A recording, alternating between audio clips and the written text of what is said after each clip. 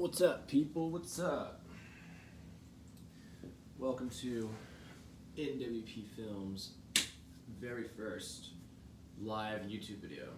What are we here today to talk about? And I have chosen an extremely comfortable place to sit because why not?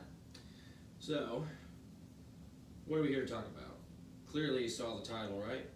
Sony A7S Mark II, not really called Mark, just Sony A7S II, versus the FujiFilm X-T2. Why should these cameras be compared? Well, they probably shouldn't be compared because they're so different. But for some reason, I've seen a lot of people comparing them. Fujifilm's been getting a lot of hype lately, and even from me, and I dove in and bought the X-T2 finally, but I've had my Sony for a very long time, and I love the hell out of it. And it seems like I'm always learning more with the Sony. I've had it for 3 years, I feel like I'm getting better and better and better, but for a long time I wondered, well, how am I going to justify this being a photography camera with the same megapixel count as this iPhone that's recording this video? 12.2, so slightly more, but still, that's pretty weak. I've made it work.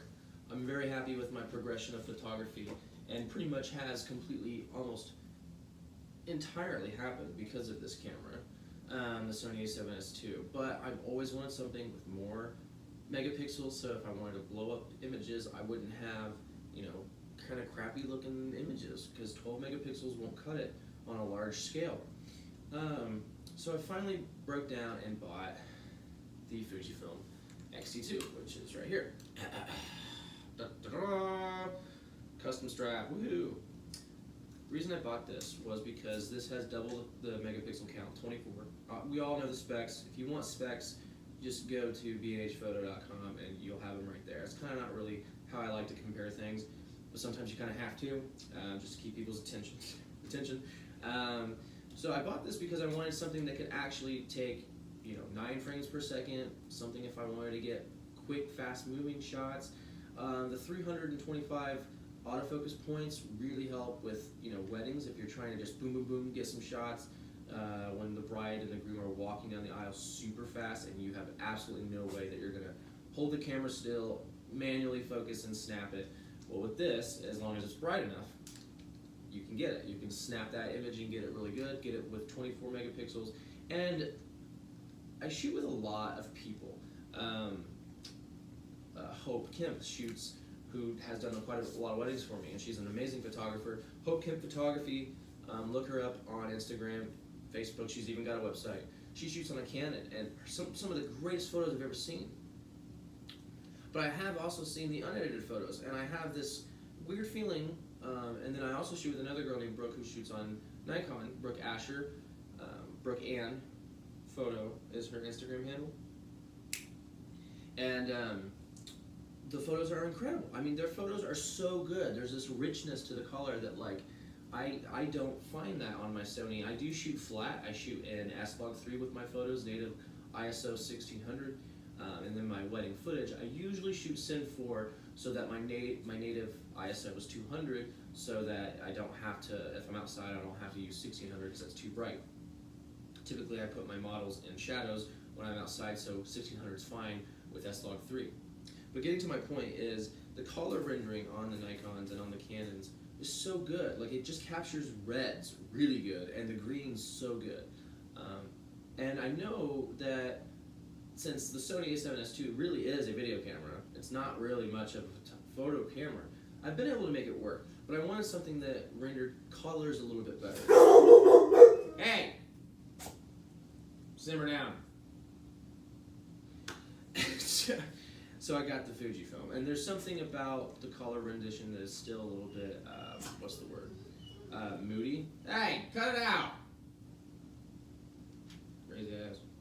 A little bit moody, and it wasn't too much. I still like the moody vibe. I like the vintage feel.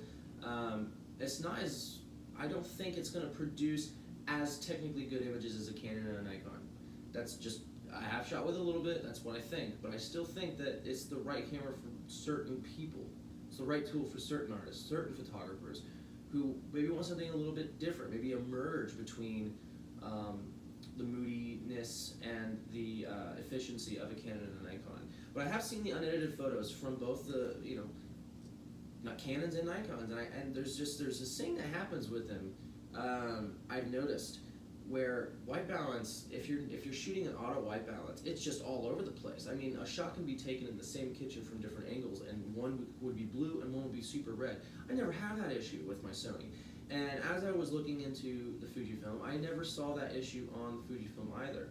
And it seems like there has to be a ton of editing that goes into making an image from a Nikon or a Canon look a certain way, because their color science is so specific, and it wasn't the right choice for me, so I wanted to go with this. Now, if we're going to compare low light, and there's for some reason this idea that the Fujifilm X-T2 is not bad in low light. Well, maybe I'm just spoiled, but I think it's complete garbage, because I've been shooting with the Sony A7S II. Full frame sensor, obviously that's going to be better when it comes to low light, but the EVF is like so below that the low light in this, I've been gifted a gift. Gifted a gift. So good, I just don't know what to say.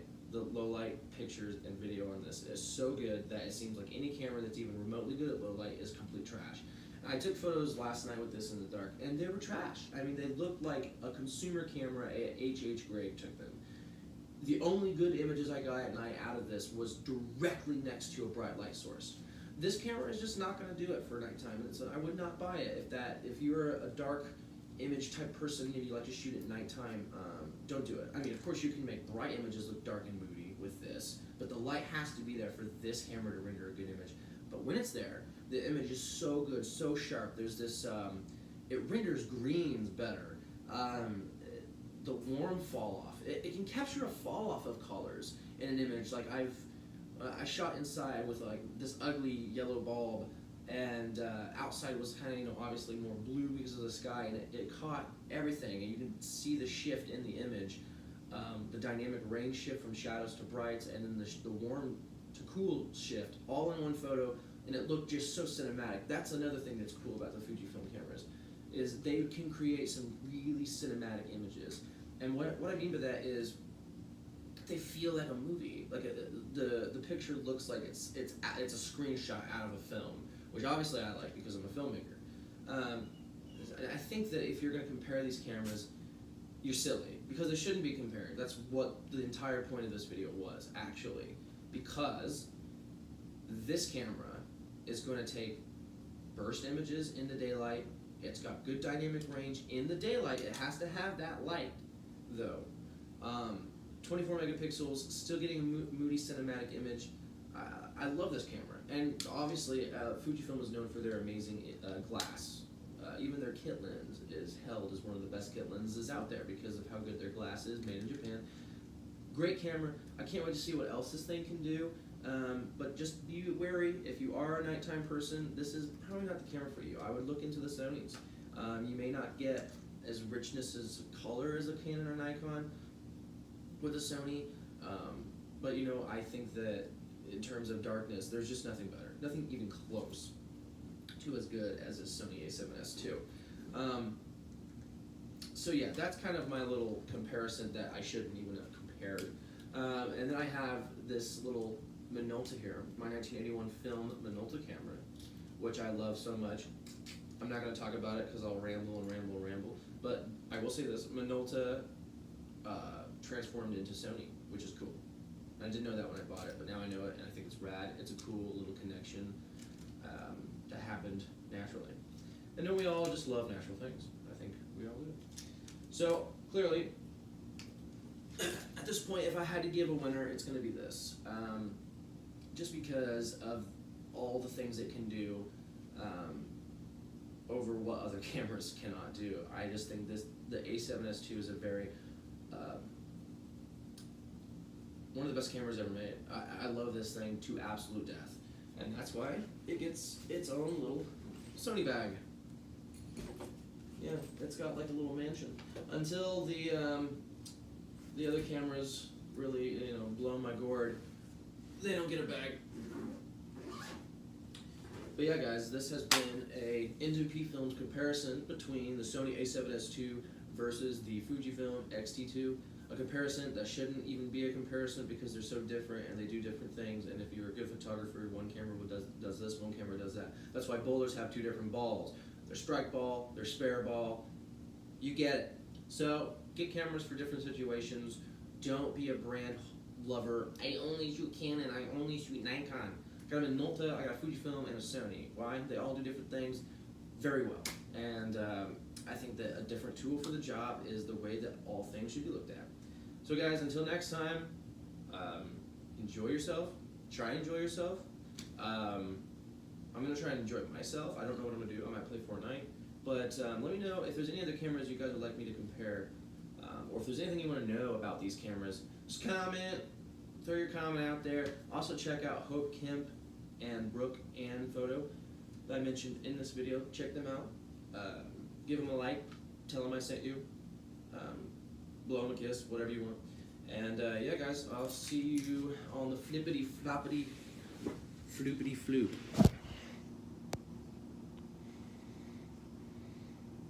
How the heck you shut this off?